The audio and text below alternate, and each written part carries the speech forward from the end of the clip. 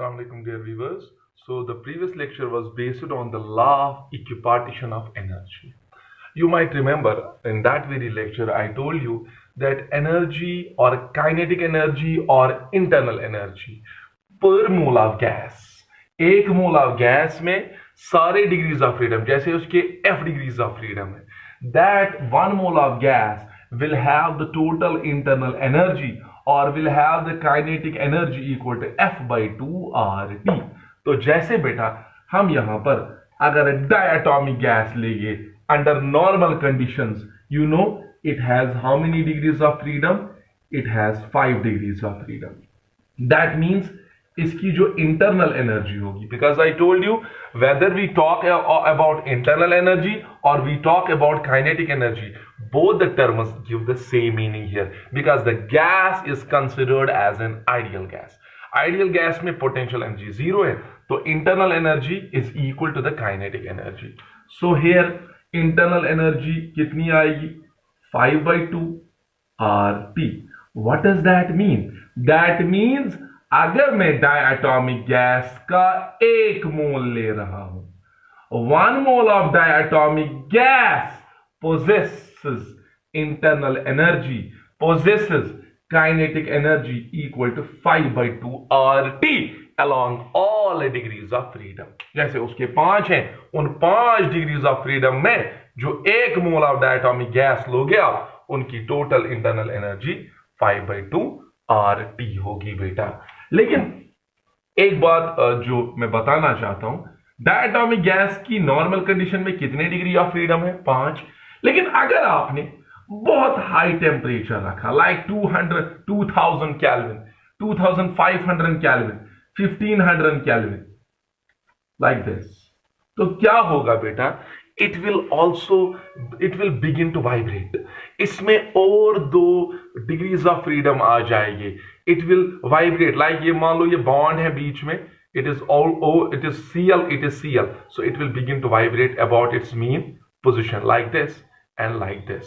so इसका मतलब क्या हुआ? इसमें और 2 डिग्रीज ऑफ फ्रीडम आ रहे हैं.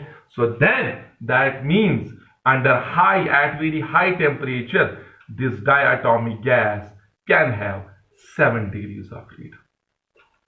So at very high or abnormal temperatures, it also possesses, in addition to rotational and translational kinetic energy, it also possesses vibrational kinetic energy. It vibrates about its mean position like this.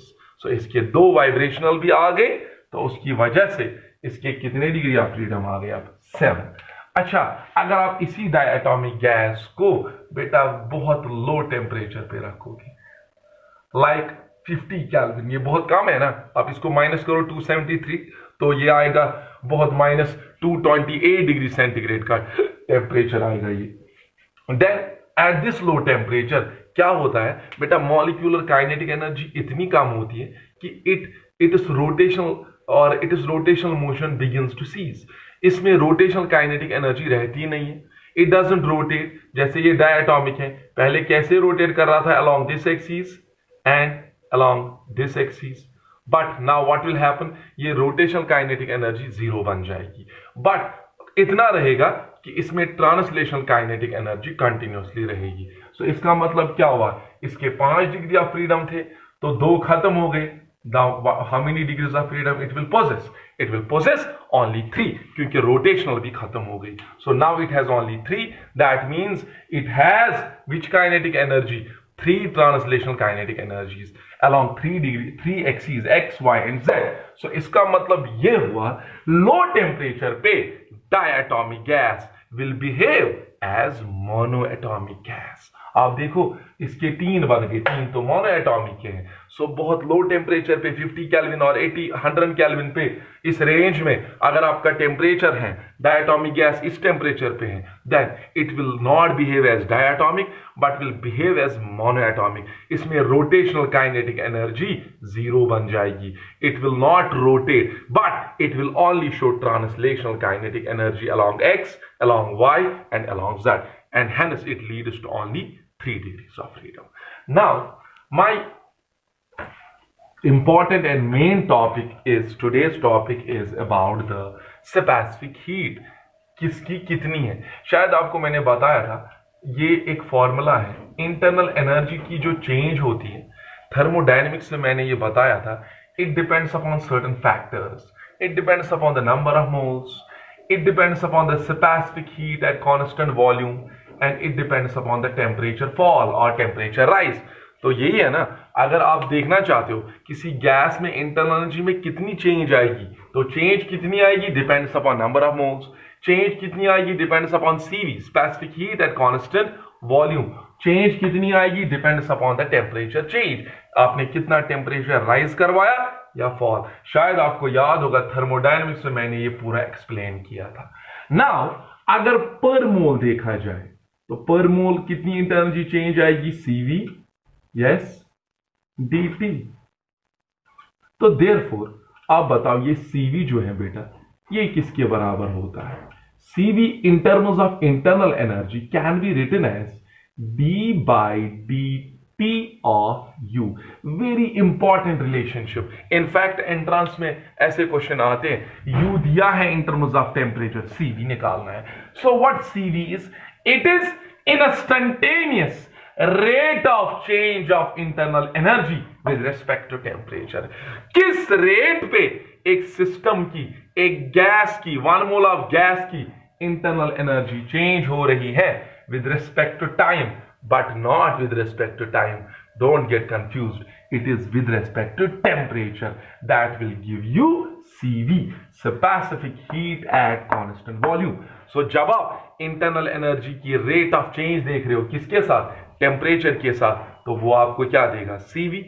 So now let us find the general formula for finding the CV for monoatomic, diatomic, triatomic and polyatomic। Polyatomic means which has many degrees of freedom, more than 7, like 12, 11, कुछ भी हो सकते हैं। सो हम उसको F से represent करेंगे। Polyatomic gas की डिग्रीज ऑफ फ्रीडम हम F से रिप्रेजेंट करेंगे। So now tell me, CV is d by dt of U, but बताओ for F degrees of freedom,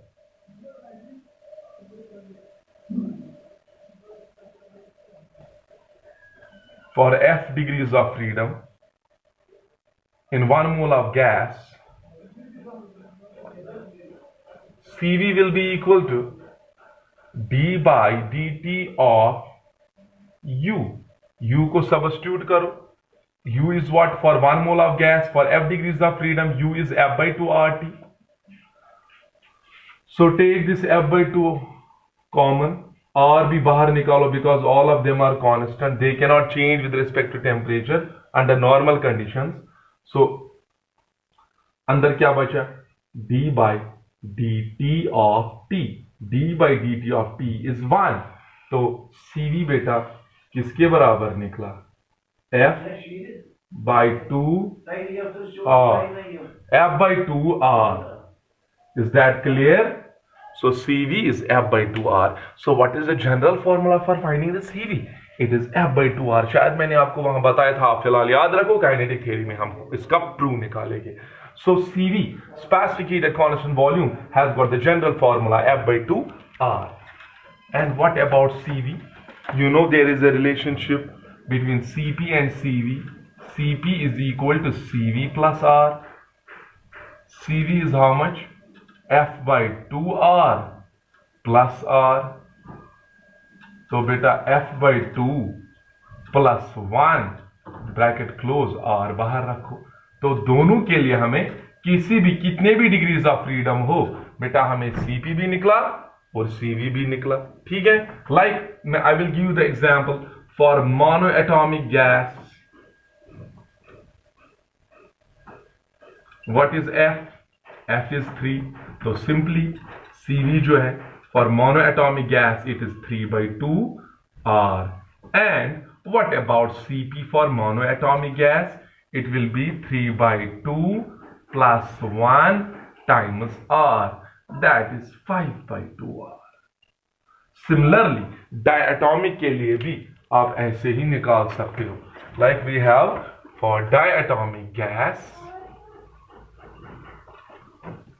what is F? F is 5। So what is CV for diatomic gas? F by 2R, that is 5 by 2R। And what about CP? that is 5/2 plus 1 times r, that is 7/2r. Similarly आप try atomic के लिए भी ऐसे निकाल सकती हो. लेकिन now there is another term known as gamma. I told you that this gamma is known as adiabatic constant. और ये adiabatic constant gamma किसका रेशियो होता है बेटा? It is the ratio of Cp by Cv. Okay. Now you know for polyatomic gas, like कोई भी gas जिसके f degrees of freedom है बेटा, हमें पता है Cp हमने निकाला for polyatomic, it is f/2 plus 1 times r divided by what is Cv for that gas? f/2r. Solving this, r and r will cancel out. f/2 divided by f/2, split करो इनको, that will be 1 plus 1/f/2, 2 ऊपर आएगा, it will be 1 plus 2/f. So gamma ऐसे निकला बेटा. Now let us find this gamma for different types of gases. But for polyatomic gas, gamma adiabatic constant is equal to 1 plus 2/f. F is degrees of freedom. So for monoatomic gas, let us start it from monoatomic. Gamma will be equal to 1 plus 2 divided by f. F is 3. तो कितना आ गया gamma? 5/3 या 1.67. So for monoatomic gas, gamma is 1.67 or 5/3. For diatomic gas, yes, gamma कितना आएगा बेटा? 1 plus 2/f कितना है उसके लिए? 5. That is 7/5. That is 1.4. Okay, for triatomic gas, what is gamma? 2/f. F is how much? For triatomic, if you take linear molecule, that is 7. That is 9/7. That is almost 1 point. Yes, 7 ones are 7. 1.2. This is gamma for triatomic gas. So आपने किसी भी gas के लिए ये degrees of freedom या CV, CP और gamma निकाला. तो फिर से मैं ये जनरल फॉर्मूला आप याद रखोगे. क्या निकाला हमने? For polyatomic gas, Cv is 5f/2r. For polyatomic gas, Cp is f/2 plus 1r. For polyatomic gas, adiabatic constant is 1 plus 2/f. तो ये चीजें बेटा आप याद रखोगे. Is that clear to you? समझ आ रहा है बेटा? So this was about the law of equipartition of energy and how we determine Cv and Cp from that very relationship. So यहाँ पर हमने आज CVCP डिफाइन किया.